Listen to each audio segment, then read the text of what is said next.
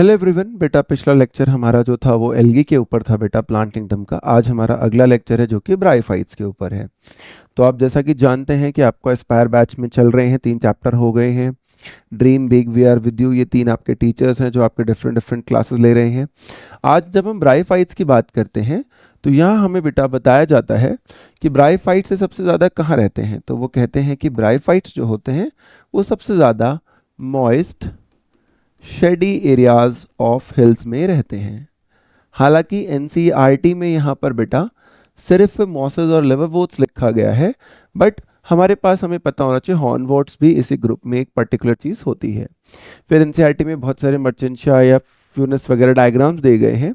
इन्हें एम्फीबियंस कहते हैं क्योंकि इन्हें रिप्रोडक्शन के लिए वाटर की ज़रूरत होती है। देखो फ्रॉग बनाकर इस बात को रिप्रेजेंट भी करा गया है, वाटर जैसा भी स्ट्रक्चर बनाया गया है। कहाँ होते हैं? डैम्प यानी गीली जगहों पर, ह्यूमिड जगह पर और शेडिड जगहों पर होते हैं। बेयर रॉक सक्सेशन में बहुत इंपॉर्टेंट रोल निभाते हैं अलॉन्ग विद एल्गी। यानी पहली बार जब कहीं पर कोई चीज़ बनती है या पहली बार किसी प्लांट पर, किसी रॉक पर कोई प्लांट लाइक स्ट्रक्चर आता है तो जनरली वो यही लोग होते हैं एल्गी के साथ जो इस प्रोसेस को हमारे लिए स्टार्ट करते हैं। फिर कहते हैं कि इनकी जो स्ट्रक्चर है बेटा वो थोड़ी सी ज़्यादा या मोर डिफरेंशिएटेड होती है। किससे बेटा? मोर डिफरेंशिएटेड देन एल्गी। होगा ही क्योंकि इवोल्यूशनरी उससे ये आगे होते हैं। इसमें बॉडी थैलस लाइक है, यानी वही ट्रू रूट स्टेम लीफ नहीं है बेटा। जैसा कि देखो यहाँ लिखा भी है कि ऐसा ट्रू रूट स्टेम लीफ नहीं है, लेकिन एनसीईआरटी लिखती है may have like wise structures, यानी रूट स्टेम लीफ लाइक हो सकते हैं। यानी कि लीफ लाइक स्ट्रक्चर जैसे लीफी स्टेजेस होंगी, बट उसमें वेस्कुलर टिश्यूज नहीं होंगे, जाइलम फ्लोएम नहीं होंगे, ऐसा कुछ। तो वो एनाटॉमिकली सिमिलर नहीं होंगे। प्रोस्टेरेट मतलब इनकी जो थैलस है बेटा वो फ्लैट बॉडीड होगा। Attach to substratum via rhizoids, rhizo का मतलब होता है रूट बेटा, और ऑइड्स का मतलब होता है लाइक, यानी कि ये रूट लाइक कुछ स्ट्रक्चर्स हैं। रूट तो नहीं हो सकती क्योंकि हमने शुरू में ही बोल दिया था कि इस ग्रुप के अंदर रूट जैसा कोई भी स्ट्रक्चर हमें जल्दी से देखने को नहीं मिलने वाला है। इनकी जो मेन प्लांट बॉडी है मेनली ये हेप्लॉइड है बेटा, यानी इसमें जो गैमीट्स बनेंगे बेटे वो भी कैसे बनेंगे? अगर ये हेप्लॉइड मेन बॉडी है गैमेटोफिटिक, तो गैमीट्स माइटोसिस से बनेंगे। गैमीट्स कैसे बनेंगे? भैया माइटोसिस, है ना। ये भी हम आगे देखने को ये लाइन ले लेगी। और गैमेटोफिटिक है यानी कि हेप्लॉइड गैमेटोफाइट्स है, यानी कि इनसे जो गैमीट्स बनेंगे बेटे वो माइटोसिस से बनेंगे। और ये इनके बेटा मेन प्लांट बॉडी होती है। इनमें जो सेक्स ऑर्गन्स होते हैं बेटा वो ज़्यादातर कैसे होते हैं? वो ज़्यादातर मल्टी सेलुलर होते हैं। Male sex organs are antheridium and female sex organ is archegonium. जो मेल गैमीट होता है बेटा उसका नाम होता है एंथेराजॉइड्स। ईएम जो होता है बेसिकली वो एक लैटिन सफिक्स होता है for biological terms. Latin suffix for biological terms, antheridium, archegonium, ऐसा बहुत बार आपको दिखेगा। ये मेल रिप्रोडक्टिव ऑर्गन है बेटा, ये फीमेल रिप्रोडक्टिव ऑर्गन है। आर्की शब्द का मतलब होता है बिगिनिंग, यानी जहां से नई प्रोडक्शन शुरू होने वाली होती है। और ओनियम शब्द का मतलब होता है प्रोडक्शन, प्रोडक्शन कह रहा हूं सॉरी, ऑफस्प्रिंग कह लो बेसिकली, या स्पोर कह लो, कुछ भी ऐसा, ऑफस्प्रिंग कह लो या स्पोर कह लो, ऐसा कुछ भी जो है बेटा वो गोनियम के साथ रिलेट करता है। फ्लास्क शेप होता है, यानी इसकी शेप फ्लास्क जैसी होती है। जो केमिस्ट्री की लैब में फ्लास्क हमने बहुत बार देखे होते हैं, बिल्कुल वैसे ही इसकी शेप होती है। दिख भी रहा होगा, थोड़ी फ्लास्क शेप जैसी अरेंजमेंट है यहाँ पर। और मेल से जो एंथ्राजॉइड्स हैं बेटा वो बाईफ्लैजेलेट होंगे, जैसे कि फियोफाइसी ब्राउन एल्गी में बाईफ्लैजेलेट गैमीट्स थे, बिल्कुल वैसे ही यहाँ पर भी बाईफ्लैजेलेटेड स्ट्रक्चर्स आपको दिखेंगे। ये एंथ्रीडियम, आर्कीगोनियम कई बार हमें अभी आगे लिवरवोर्ट्स में बताएंगे कि they are hiding behind what या प्रेजेंट वेयर। तो antheridiophore, archegoniophore, stalk like structures on the stem which have antheridium is antheridiophore, archegonium होगा तो आर्कीगोनियोफोर। स्टेम लाइक होता है बेटा, स्टेम यहाँ पर कभी भी नहीं होता है। जब इसके मेल गैमेट और फीमेल गैमेट को मिलाएंगे और अगली लाइफ साइकिल को देखना चाहेंगे तो वहां पर कुछ ऐसा स्ट्रक्चर आएगा कि सबसे पहले इसके एंथेराजॉइड्स जो हैं, जो फ्लैजेलेटेड हैं, वो इस फ्लास्क लाइक स्ट्रक्चर के पास जाएंगे और उससे फ्यूज करेंगे। फ्यूजन से बनाएंगे जाइगोट बेटा। जाइगोट में होएगी माइटोसिस, और माइटोसिस करके जाइगोट से बनेगा स्पोरोफाइट। और स्पोरोफाइट जो होगा बेटा वो अटैच्ड रहेगा किससे? गैमेटोफाइट फाइट से। और क्योंकि ये गैमेटोफाइट से अटैच रहेगा बेटा, जब भी इसमें डिवीजन होगी तो हम यहाँ पर हम बोल सकते हैं कि एक तो एंथ्रोजॉइड का फ्यूजन होना है, दूसरा ये रिडक्शन डिवीजन नहीं है, क्योंकि माइटोसिस कैसे डिवीजन होती है, इक्वेशनल डिवीजन होती है। स्पोरोफाइट जो है क्योंकि अटैच्ड है गैमेटोफाइट से, तो हम बोलते हैं कि ये नॉन फ्री लिविंग है। या बहुत बेसिक भाषा में अगर मैं कहना चाहूं तो मैं कह सकता हूं कि ये एक तरीके से पैरासिटिक होता है ऑन द गैमेटोफाइट। ये बात हमें यहाँ पर पता होना चाहिए। और ये उससे अटैच होकर उसी से न्यूट्रिशन लेता रहता है, इसके पास खुद का, क्योंकि स्पोरोफाइट जो है बेटा, अगर हम इसको देखते हैं तो इसके पास ना तो खुद की रूट्स होती हैं, ना क्लोरोफिल जैसा कुछ होता है, तो इसको न्यूट्रिशन के लिए भी गैमेटोफाइट पे डिपेंडेंट होना होता है। देखो ये स्पोरोफाइट का जो स्ट्रक्चर है वो गैमेटोफिटिक के ऊपर एकदम डिपेंडेंट है। फिर स्पोरोफाइट में मियोसिस होती है तो स्पोर्स बनते हैं बेटा, वहां पर रिडक्शन डिवीजन होते हैं, स्पोर्स फिर से जर्मिनेट करके वही गैमेटोफाइट बना देते हैं। गैमेटोफाइट का मतलब क्या है, गैमेट प्रोड्यूसिंग जनरेशन। भैया अल्टरनेशन ऑफ जनरेशन जैसी कुछ चीज है, जो गैमेट प्रोड्यूसिंग जनरेशन होगी वो गैमेटोफाइट है बेटा, और जो स्पोर प्रोड्यूसिंग जनरेशन होगी वो क्या होती है, स्पोरोफाइट होती है। तो स्पोरोफाइट और गैमेटोफाइट का अंतर हमें बताना यहाँ पर आराम से आना चाहिए, और स्पोर्स किससे बनते हैं वो भी हमें पता होना चाहिए। इसके बाद अगर हमसे बात करी जाती है तो देखो दिख ही रहा होगा कि ये वापस गैमेटोफाइट की तरफ चला जाएगा। फिर हमें बताते हैं इसकी इंपॉर्टेंस, तो कुछ लिटिल, बहुत ज्यादा इंपॉर्टेंस तो नहीं थी, थोड़ी बहुत ही होती है, जैसे it act as food for herbaceous mammals, birds and many other animals.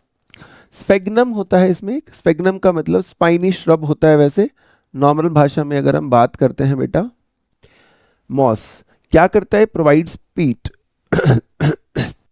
जो कि फ्यूल की तरह भी यूज होता है और पैकिंग मटेरियल की तरह यूज होता है फॉर लिविंग मटेरियल्स, क्योंकि इसके पास वाटर होल्डिंग कैपेसिटी होती है, तो इसमें किसी भी लिविंग चीज को लंबे समय तक जिंदा रखा जा सकता है, जिसकी वजह से इसको ट्रांसशिपमेंट में यूज किया जाता है ऑफ लिविंग मटेरियल्स। किसमें यूज किया जाता है बेटा, ट्रांसशिपमेंट ऑफ लिविंग मटेरियल्स। यहाँ पर एक वर्ड होता है एनसीईआरटी में अलग से बेटे, जिसे हम बोलते हैं ट्रांसशिपमेंट, उसमें इसका इस्तेमाल करा जाता है। रॉक्स को कोलोनाइज करता है, जैसे बताया था, अलोंग विद द लाइकेंस, जिसमें एल्गी और फंगस दोनों होते हैं।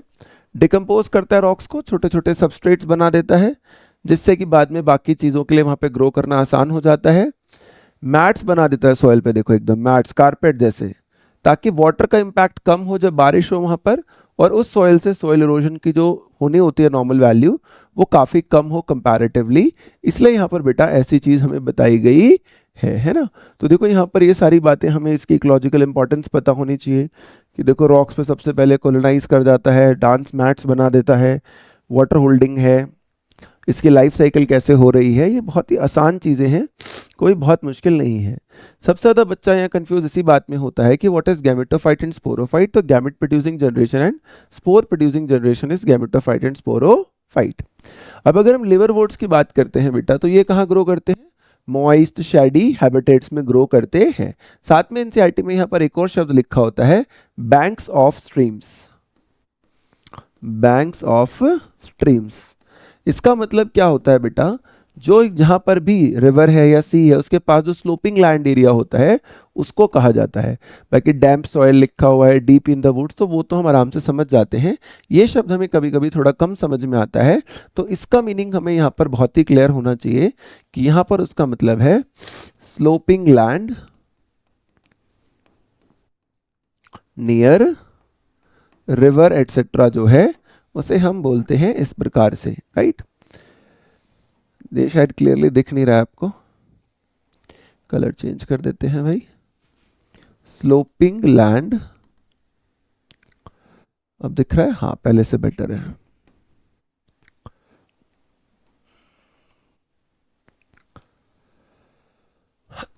तो ये क्या होता है बेटा, ये स्लोपिंग लैंड होती है नियर रिवर, और इस एरिया में काफी हाई मॉइस्चर होता है, इस एरिया में काफी हाई मॉइस्चर होता है। इसकी जो प्लांट बॉडी होती है बेटा वो थैलॉइड होती है, यानी कि जैसे कि थैलॉइड मतलब थैलस लाइक है, जैसे कि मर्चेंशिया। और मर्चेंशिया के अंदर मेल और फीमेल ऑर्गन अलग अलग थैलस पे होते हैं, ऐसा भी बिल्कुल एनसीईआरटी में साफ साफ दिखाया जाता है। थैलस फ्लैट होता है यानी डॉर्सोवेंट्रल होता है।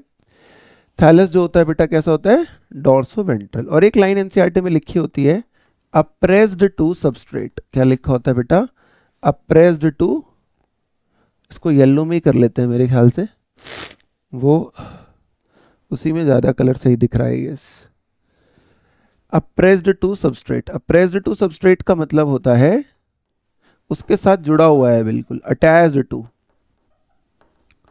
है ना, या अगेंस्ट द सबस्ट्रेट। जैसे इस हाथ के अगेंस्ट ये पेन है, बिल्कुल ऐसे अगेंस्ट द सबस्ट्रेट जो है बेटा यहाँ पर अटैचमेंट होती है। और थैलस लाइक आपको दिख ही रही है इसकी बॉडी, हालांकि एल्गी से ये थोड़े से ज़्यादा डिफरेंशिएटेड होते हैं। लिवरवोर्ट्स में अगर हम आगे बात करते हैं तो हमें आगे बताया जाता है कि जब इसमें एक स्ट्रक्चर, एक लाइन एनसीईआरटी में लिखी जाती है कि लीफी मेंबर्स हैव, जो लीफी मेंबर्स मतलब लीफ लाइक, प्योर लीफ तो यहाँ पे होगी नहीं बेटा कभी भी, कि जो लीफी मेंबर्स होते हैं उसमें टाइनी लीफ लाइक अपेंडेजेस होते हैं। क्या होते हैं, leaf like appendages in 2 rows on stem like structure. तो लीफ जिस फॉर्म में हमें नजर आती है वो कैसे नजर आती है कि 2 रोज में स्टेम लाइक स्ट्रक्चर्स के ऊपर प्रेजेंट होगी, जबकि मॉसेस में वही सेम लीफी अरेंजमेंट जो है स्पाइरली अरेंज्ड होती है। इसमें अलोंग द स्टेम है, उसमें स्पाइरल अरेंजमेंट है, इसी बात का अंतर वहां पर पाया जाता है। तो वो लाइन आपको समझ में आनी चाहिए कि लीफी मेंबर्स जो हैं वो स्टेम लाइक स्ट्रक्चर पर हैं, 2 रोज में हैं अलोंग द स्टेम, और मॉसेस में होंगे स्पाइरली अरेंज्ड। तो एसेक्सुअल रिप्रोडक्शन की अगर हम बात करते हैं तो वो कैसे हो सकती है, तो एसेक्सुअल रिप्रोडक्शन, एक तो यहाँ इसने फ्रेगमेंटेशन लिखा ही हुआ है बेटा, तो किसकी फ्रेगमेंटेशन होगी, तो जो भी थैलस है उसकी फ्रेगमेंटेशन से हो सकता है। दूसरा, गैमे नाम के स्पेशल स्ट्रक्चर्स भी बनते हैं। गैमे को अगर हम देखते हैं तो इसका सिंपल मीनिंग होता है बड, या बेसिकली नॉब या स्वेलिंग जैसा स्ट्रक्चर, जो कि एक ग्रीन मल्टी सेलुलर एसेक्सुअल बड ही है इन गैमा कप्स। जिस स्ट्रक्चर में, जिस जगह पर ये गैमे पाए जाते हैं उसे हम क्या कहते हैं बेटा, गैमा कप्स कहते हैं। यानी जो रिसेप्टिकल्स होते हैं गैमा का, रिसेप्टिकल जो होते हैं जिसमें कि गैमे पाए जाएंगे उसे क्या कहा जाएगा बेटा, गैमा कप कहा जाएगा। और जैसे बड होते हैं बिल्कुल वैसा ही होगा कि कल को ये जो गैमे हैं, ये जो बड है, ये मेन पेरेंट से अलग हो जाएंगे और अपना एक नया इंडिविजुअल बना लेंगे। तो बर्ड्स की तरह ही ये बिल्कुल होंगे, डिटैच फ्रॉम पेरेंट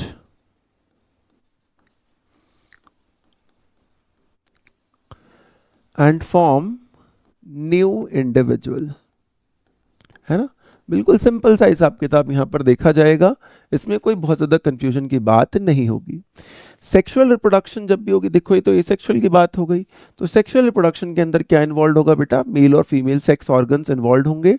2 चीज़ें हो सकती हैं, या तो मेल और फीमेल सेक्स ऑर्गन सेम थैलाई पे होंगे या डिफरेंट पे होंगे। जैसे एनसीईआरटी में जो डायग्राम दे रखा है ना, जैसे अगर यहाँ पर हम कहाँ लिखें बेटा, लिवरवोर्ट्स, यहाँ लिख लेते हैं, और तो कहीं जगह है नहीं, पीछे भी नहीं थी, राइट।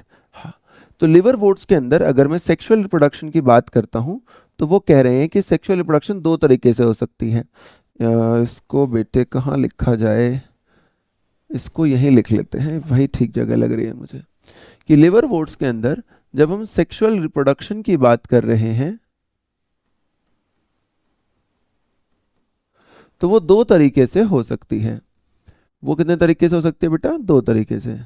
2 तरीके से मतलब या तो सेम थैलस पे होगी या डिफरेंट थैलस पे होगी, या तो ये शायद हैंग हो जाता है बेटा कभी कभी हल्का बहुत, या तो सेम थैलाई पे होगी या डिफरेंट थैलाई पे होंगे मेल और फीमेल पार्ट्स। जैसे जो हमें एनसीईआरटी में डायग्राम दिया गया है, अगर हम उसमें देखते हैं मर्चेंशिया में, तो एंथ्रीडियोफोर और आर्किगोनियोफोर अलग अलग हैं। इन स्टॉक हैंगिंग एंथ्रीडियम में स्टॉक हैंगिंग आर्किगोनियम अलग है, यानी मदर और father along different roofs of हैं, एक हाउस की रूफ के अंदर वो नहीं है, तो उसे बोलते हैं डिफरेंट। तो डिफरेंट का एग्जाम्पल तो हमारी बुक में लिखा होता है मर्चेंशिया। ये हालांकि एनसीईआरटी में से एग्जाम्पल पूछता नहीं है वो आपसे, मर्चेंशिया। मर्चेंशिया जो प्लांट है बेटा, वो जीन मर्चेंट एक साइंटिस्ट थे, बॉटनिस्ट, उन्होंने अपने फादर को ऑनर करने के लिए इसका नाम रखा था। सेम थैलाई के लिए अगर आपसे पूछा जाएगा तो रीशिया स्पीसीज करके एक स्पीसीज होती है बेटा, उसमें ऐसा पाया जाता है। किसमें पाया जाता है, रीशिया स्पीसीज में ऐसा पाया जाता है। उसके बाद वो बोलते हैं हमें बेटा कि sporophyte is differentiated into foot, seat and capsule. और मैंने जैसा आपको बताया था कि इसका स्पोरोफाइट जो होगा वो पैरासिटिक होता है, और ये हमने बात पहले ही सीख ली है बेटा कि इसमें कैप्सूल से क्या बनेंगे, इसमें कैप्सूल से बनेंगे स्पोर्स, और यही स्पोर्स जो है बेटा कल को जर्मिनेट करेंगे जब हम लाइफ साइकिल को देखते हैं to produce free living gametophyte. यानी इसमें जो मेन प्लांट बॉडी है वो तो गैमेटोफाइट ही है, स्पोरोफाइट उस पर पैरासिटिक है, डिपेंडेंट है। मेन होने का मतलब सिंपल सा ये होता है बेटा, जैसे गैमेटोफाइट लिख दिया उसने, है ना, प्रिडोमिनेंट स्टेज इज गैमेटोफाइट, यानी कि ये फ्री लिविंग होगा, ये लार्ज लिव्ड भी होगा, ये फिजिकली भी लार्जर होगा, और ये न्यूट्रिशनली भी इंडिपेंडेंट होगा। ये न्यूट्रिशनली भी क्या होगा बेटा, इंडिपेंडेंट होगा। दो स्टेजेस होती हैं इसमें जब गैमेटोफाइट को हम देखते हैं, तो एक तो जो स्पोर से डायरेक्टली बनते हैं उसे प्रोटोनिमा कहते हैं, प्रोटो मतलब फर्स्ट, निमा मतलब थ्रेड, निमा मतलब थ्रेड, यानी ये first unique filamentous thread like structure है जो डायरेक्टली स्पोर से बनता है। ये क्रीपिंग यानी जैसे हम रेप्टाइल के लिए कहते हैं जमीन से सट के चलने वाले हैं, ग्रीन है, ब्रांच्ड है, और ये कैसे फिलामेंटस या थ्रेड लाइक अपीयरेंस इसमें होती है। प्रोटोनिमा जो है बेटा वहां पर वेजिटेटिव रिप्रोडक्शन होकर प्राइमरी प्रोटोनिमा से बनते हैं सेकेंडरी प्रोटोनिमा, और सेकेंडरी प्रोटोनिमा में एक लैटरल बड बनती है जिससे कि हमें लीफी स्टेज या एडल्ट स्टेज मिलती है। तो develops from secondary protonema as lateral bud, यानी लैटरल बड होगी सेकेंडरी प्रोटोनिमा पर, वहां से लीफी स्टेज आएगी। लेकिन जैसे मैंने कहा था वहां पर अलॉन्ग द स्टेम थे लिवरवोर्ट्स में लीफ लाइक मेंबर्स इन 2 रोज, यहां पर जो लीफी स्टेज है वो कैसी है बेटा, स्पाइरली अरेंज्ड लीव्स है एंड हैव सेक्स ऑर्गन्स, जैसा कि डायग्राम में भी दिखाया जाता है, एंथ्रीडियल ब्रांच, आर्किगोनियल ब्रांच, तो यानी branch which is having antheridium and branch which is having archegonium. ऐसे ही तो बात बस है जो एनसीईआरटी के डायग्राम में भी है, फ्यूकस वगैरह जो वहां पर दिखाते हैं।